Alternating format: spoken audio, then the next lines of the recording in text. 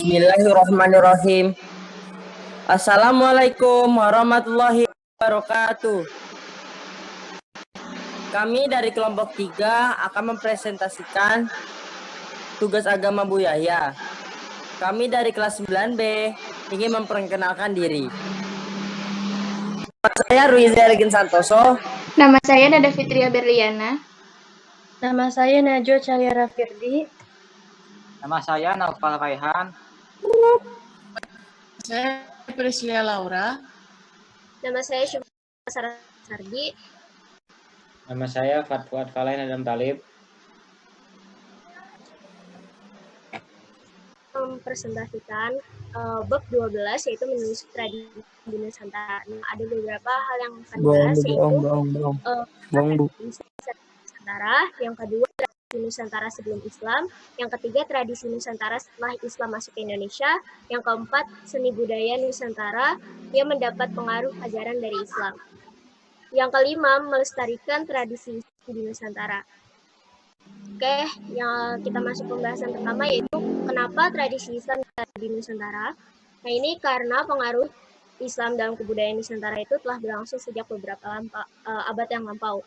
Nah, ini juga terjadi proses akulturasi antara nilai keislaman yang masih melalui jalur perdagangan dari Gujarat dengan unsur budaya lokal yang menghasilkan karakter khas pada masyarakat Muslim di Indonesia. Nah, agama Islam dan tradisinya bisa dibilang berkembang cepat di Nusantara karena dipengaruhi beberapa faktor, yaitu melalui jalur perdagangan, perkawinan, tasawuf, pendidikan, seni budaya, dan politik. Nah, di samping itu juga ada unsur kebudayaan Hindu dan Buddha yang masuk sebelumnya, dan kebudayaan Barat yang masuk pada era kolonial, yang menghasilkan keragaman budaya yang kaya. Kita lanjut ke tradisi Nusantara sebelum Islam. Nah, Indonesia itu sangat kental dengan budaya agama Hindu dan Buddha yang berpadu dengan kepercayaan asli Nusantara, yaitu animisme dan dinamisme. Apa sih itu animisme dan dinamisme? Animisme itu adalah percaya benda mati yang memiliki roh. Nah, dinamisme itu kepercayaan yang memuja arwah nenek moyang. Nah, contoh-contoh itu ada pemujaan terhadap pohon, besar, laut, pemberian sesajen. Yang sekarang tuh masih ada. Yang kedua itu ada pemujaan kepada nenek moyang. Nah, nenek moyang yang dimaksud adalah roh yang menetap di tempat-tempat tertentu seperti pohon besar. Nah, arwah nenek moyang ini sering dimintai tolong untuk menolong urusan para pemujanya. Nah, yang ketiga itu ada pemujaan terhadap batu. Pada masa megalitikum, batu yang dipuja itu disebut dolmen. Dan pada masa itu adalah masa awal mengenal kepercayaan. Nah, yang keempat ada sistem kasta. Sistem kasta ini adalah tingkatan manusia dalam masyarakat yang beragama Hindu. Nah, yang terakhir itu ada sistem pemerintahan bersifat kerajaan. Sebelum Islam itu sudah ada sistem pemerintahan yang menggunakan kerajaan, dan setelah Islam masuk disebutnya kesultanan. Selanjutnya, tradisi Nusantara setelah Islam masuk ke Indonesia. Islam berkembang pada abad ke-15 di zaman Majapahit, yang artinya ada masa kevakuman dari abad ke-8 sampai abad ke-15, di mana kehadiran Islam di Nusantara belum bisa diterima oleh bangsa Nusantara. Kevakuman itulah yang kemudian dikoreksi oleh para wali yang ternyata ada kesalahan dalam menyampaikan pesan.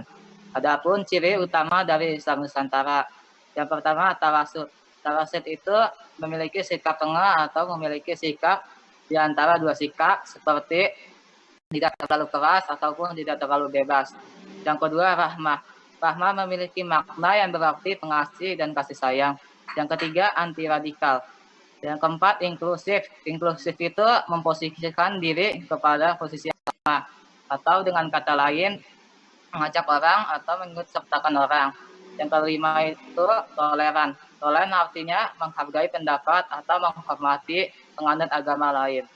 Lalu dalam hubungannya dengan budaya lokal, Islam Nusantara menggunakan pendekatan budaya yang pertama pasti dalam menjalankan syiar Islam. Yang kedua, tidak menghancurkan dan merusak.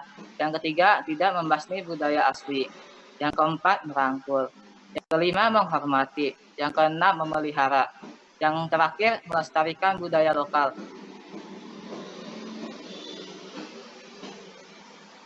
Selanjutnya, seni budaya Nusantara yang mendapatkan pengaruh dari ajaran Islam. Yang pertama, nama bulan dalam penanggalan Jawa.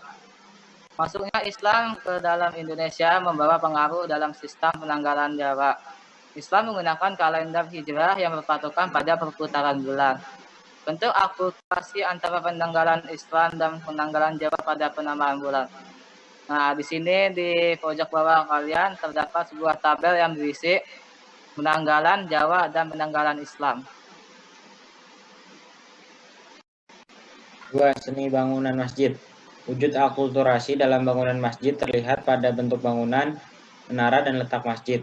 Dari segi bentuk bangunan, kebanyakan masjid di Indonesia, terutama Jawa, berbentuk seperti pendopo yang berbentuk seperti bujur sangkar. Atap berbentuk tumpang yang tersusun ke atas semakin kecil dan tingkat teratas disebut limas. Bentuk masjid ini disebut meru. Bentuk tumpang ini merupakan akulturasi dengan Hindu. Menara berfungsi untuk menyerukan azan. Bentuk akulturasi terlihat pada menara Masjid Kudus yang terbuat dari terakota yang tersusun seperti candi. Dari segi letak, masjid Indonesia kebanyakan terletak di sebelah alun-alun istana atau keraton, ataupun di dekat makam, terutama makam raja. 3. Seni ukir dan kaligrafi.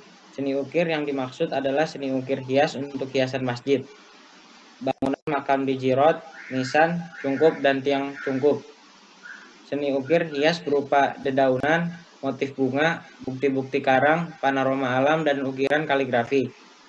Kaligrafi adalah seni melukis indah dengan merancang huruf-huruf Arab atau ayat-ayat suci Al-Quran, hadis, asma Allah Subhanahu wa Ta'ala, sholawat, maupun kata-kata hikmah. Kaligrafi Islam disebut dengan istilah khat. Kaligrafi sebagai motif hiasan dapat dijumpai di masjid-masjid kuno.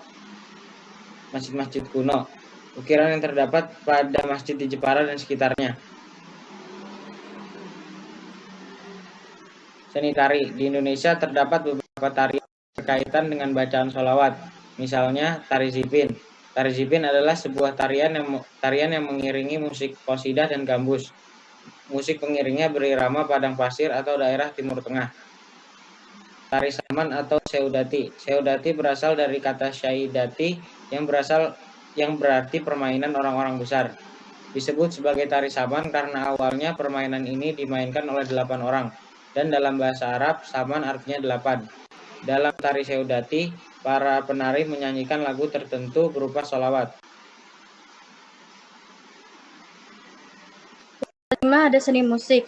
Budaya Islam mengenal seni musik berupa rebana, hadrah, qasidah, nasyid, dan gambus yang melentukan lagu dengan syair Islami. Yang pertama ada rebana. Rebana adalah gendang berbentuk bundar dan pipih khas kaum Melayu yang dimainkan dengan cara memukul pada bagian membrannya. Dan kemudian yang kedua ada hadrah, yaitu seni musik yang bernapaskan Islam dengan membawakan lagu bernuansa Islami, yaitu tentang pujian kepada Allah SWT dan sanjungan kepada Nabi Muhammad SAW. Yang ketiga kemudian ada qasidah, yaitu seni suara yang menampilkan nasihat keislaman. Lagu dan syairnya banyak mengandung lafaz Islamiyah berupa nasihat-nasihat, selawat kepada Nabi, dan juga doa-doa. Kemudian ada nasyid, yaitu nyanyian bercorak Islam yang mengandung kata-kata nasihat, kisah para nabi, memuji Allah, sejenisnya, yang dinyanyikan secara akapela dengan diiringi gendang. Dan yang terakhir ada gambus, yaitu alat musik petik seperti mandolin yang berasal dari Timur Tengah yang dimainkan dengan cara dipetik. Yang keenam, yaitu ada seni pertunjukan. Salah satu contoh seni pertunjukan adalah seni wayang kulit yang termasuk perpaduan kebudayaan Jawa dan unsur keislamannya. Bagi orang Jawa, wayang bukan hanya sebagai tontonan, tetapi juga sebagai wejangan atau nasihat-nasihat. Pertunjukan wayang diiringi oleh musik gamelan. Awalnya, wayang terbuat dari kulit kerbau dan berbentuk seperti manusia. Kemudian, para wali mengubahnya menjadi cerita keislaman agar tidak ada unsur kemusyrikan. Kemudian yang ketujuh ada seni sastra. Seni sastra yang berkembang pada zaman Islam umumnya berkembang di daerah Selat Malaka atau daerah Melayu dan di Jawa.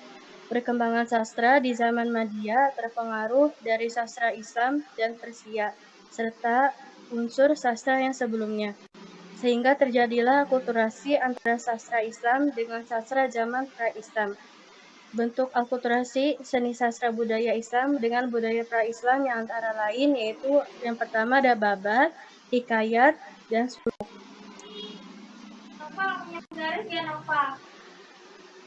Pertama ada babat. Babat adalah dongeng yang sengaja diubah sebagai cerita sejarah. Dalam babat, tokoh, tempat, dan peristiwa hampir semuanya ada dalam sejarah. Tapi penggambarannya dilakukan secara berlebihan. Contohnya yaitu ada babat Tanah Jawi, babat Cirebon, babat Mataram, babat Surakarta, babat Giyanti, dan babat Pakepung. Yang B yaitu ada hikayat. Hikayat adalah cerita atau dongeng yang penuh dengan keajaiban atau keanehan, dan biasanya berpangkal pada tokoh sejarah atau peristiwa yang benar-benar terjadi. Contohnya yaitu ada hikayat Raja-Raja Pasai, hikayat Satu Malam, hikayat Bayan Budiman, dan lain-lain. Seni sastra yang ketiga adalah suluk. Suluk adalah kitab-kitab yang menguraikan soal tasawuf. Kitab suluk sangat menarik karena bersifat manteisme, yaitu menjelaskan tentang bersatunya manusia dengan Tuhan, atau yang disebut manunggaling kaula lan Gusti.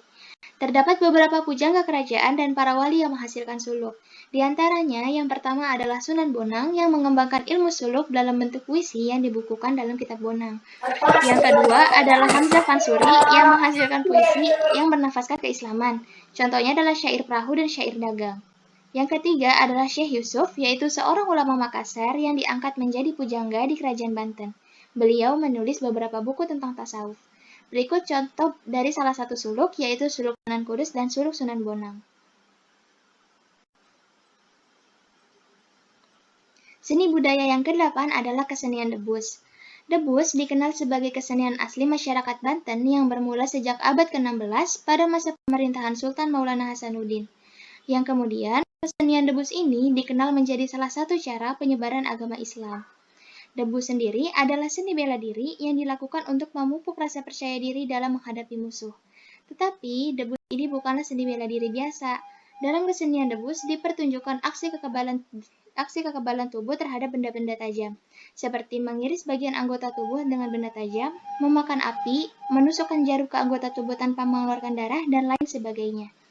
Kesenian debus ini berfungsi sebagai alat untuk membangkitkan semangat para pejuang dalam melawan penjajah. Dalam kesenian debus terdapat filosofi, yaitu kepasrahan kepada Allah Subhanahu wa Ta'ala yang menyebabkan mereka memiliki kekuatan untuk menghadapi bahaya. Sehingga walaupun para pemain kesenian debus ini melakukan aksi yang berbahaya, tetapi itu tidak akan mencederai tubuh mereka sama sekali.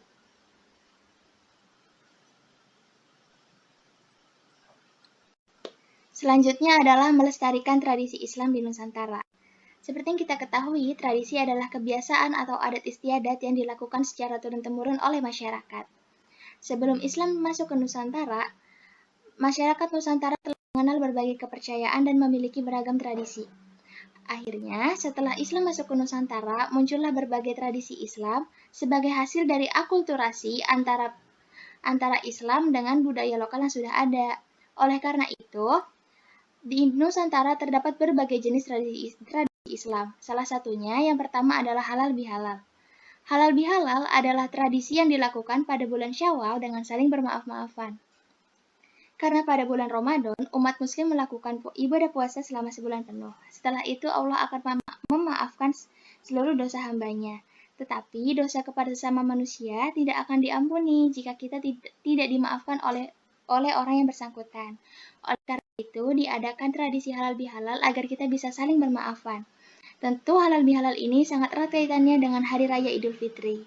Selain untuk saling bermaafan, halal bihalal juga bertujuan untuk menjalin tali silaturahim dan mempererat tali persaudaraan. Tradisi Islam yang kedua adalah tabot atau tabuik.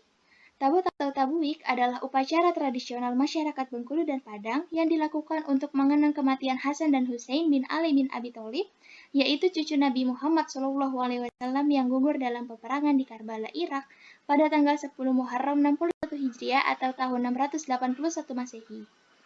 Upacara ini dilaksanakan dari tanggal 1 sampai 10 Muharram yang berdasarkan kalender Islam setiap tahunnya.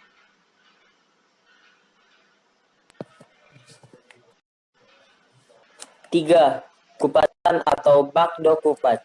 Tradisi membuat ketupat dilakukan seminggu setelah Hari Raya Idul Fitri. Biasanya, masyarakat berkumpul di suatu tempat seperti musola atau masjid untuk mengadakan selamatan dengan hidangan yang didominasikan ketupat. 4. Sekaten di Surakarta dan Yogyakarta. Tradisi sekaten dilaksanakan setiap tahun di Keraton Surakarta, Jawa Tengah, dan Keraton Yogyakarta.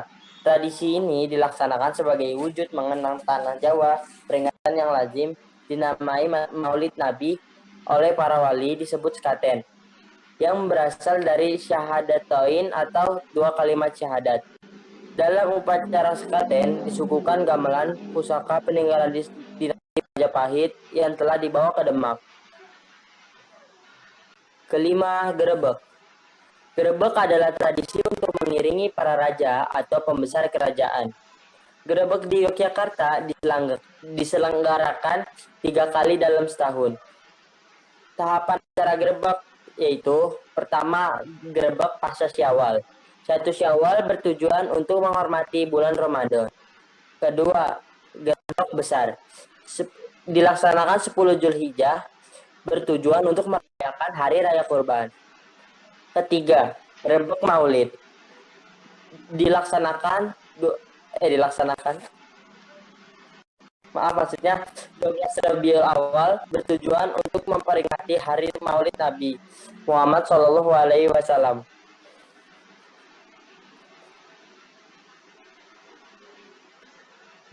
Gerebek besar di Demak. Gerebek besar merupakan upacara tradisional yang dilaksanakan setiap tahun di Kabupaten Demak, Jawa Tengah. Dilaksanakan pada tanggal 10 Zulhijjah yang bertepatan dengan Hari Raya Idul Adha atau Idul Kurban. Tujuan semula gerebek besar adalah merayakan Hari Raya Kurban dan memperingati genap 40 hari peresmian penyempurnaan Masjid Agung Demak pada tahun 1428. Namun, ternyata pengunjung yang hadir sangat banyak. Akhirnya kesempatan ini digunakan para wali untuk melakukan dakwah Islam. 7. Kerobok Maulid di Kutai dan pawai obor di Manado. A. Kerobok Maulid. Kerobok Maulid dilaksanakan di kawasan Kedatan Kutai, Kertanegara, Provinsi Kalimantan Timur. Tradisi kerobok Maulid dipusatkan di halaman Masjid Jami Hasanuddin Tenggarong. Tradisi ini dilaksanakan untuk memperingati kelahiran Nabi Muhammad SAW tanggal 12 Rabiul Awal.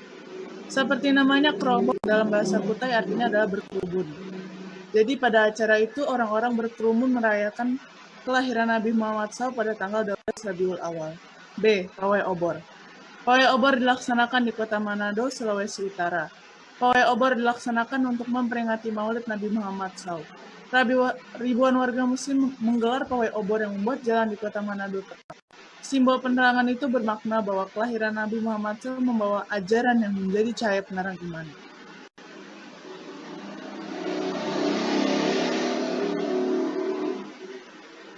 8. Tradisi Rabu Kasan di Bangka.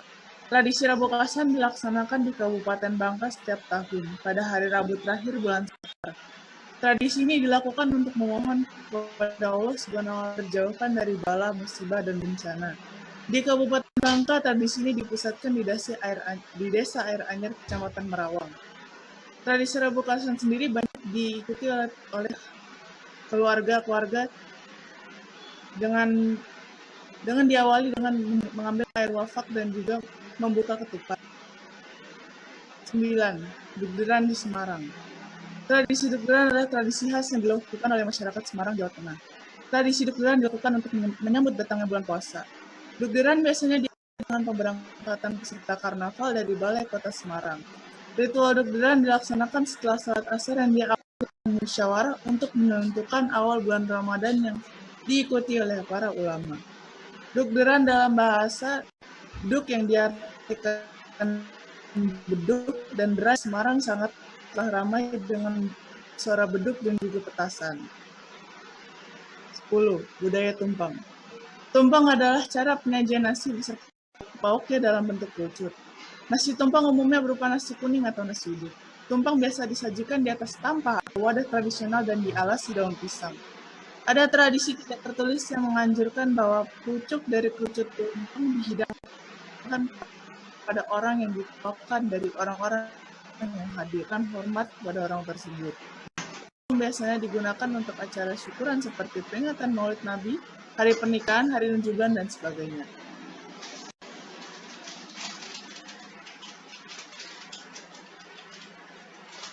Sekian presentasi dari kelompok kami.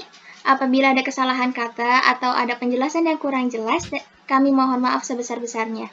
Dan kami harap penjelasan yang telah kami berikan dapat menambah wawasan bagi kita semua. Kurang lebihnya mohon maaf. Wabillahi taufiq wal hidayah. Wassalamualaikum warahmatullahi wabarakatuh. Terima kasih teman-teman.